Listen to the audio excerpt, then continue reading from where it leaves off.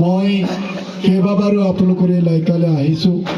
লাইকাৰ লগতে কেইবাখনো গাঁও আমাৰ উক্ত অঞ্চলত আছে আৰু সকলো গাঁৱৰ ৰাইজে আজি একত্ৰিত হৈ আমাৰ লগত আলোচনাত মিলিত হৈছিলে।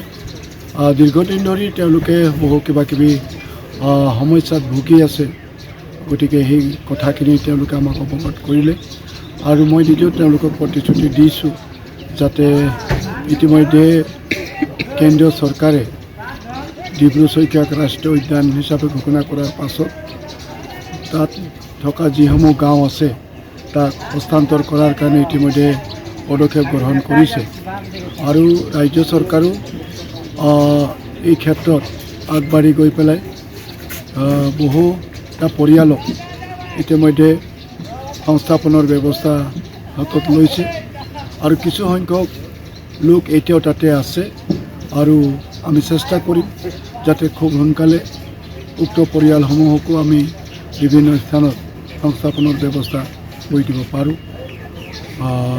লগতে তেওঁলোকৰ অন্যান্য যিখিনি সমস্যা আছে সেই সমস্যাসমূহৰ বিষয়ে আমি অৱগত হ'লোঁ আৰু অনাগত দিনত স্বাস্থ্যৰ ক্ষেত্ৰতে হওক বা শিক্ষাৰ ক্ষেত্ৰতে হওক যিসমূহ সমস্যা আছে এই সমস্যাসমূহ আমি দিছপুৰলৈকে দাঙি ধৰি পেলাই ইয়াৰ স্থায়ী সমাধানৰ কাৰণে আমি চেষ্টা কৰিম। এই প্ৰতিশ্ৰুতি তেখেতসকলক আমি প্ৰদান কৰিছোঁ আৰু যথেষ্ট সঁহাৰি জনাইছে লাইকাবাসী ৰাইজে।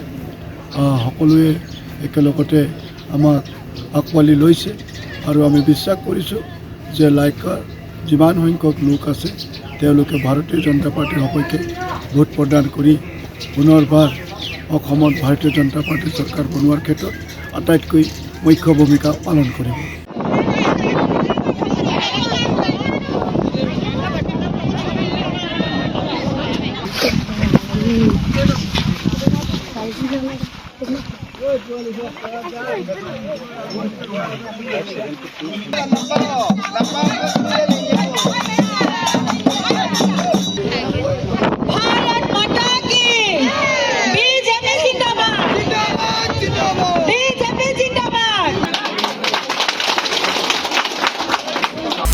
আপুনি বিচৰা বাতৰি পাব কেৱল নিউজ 18 এপত।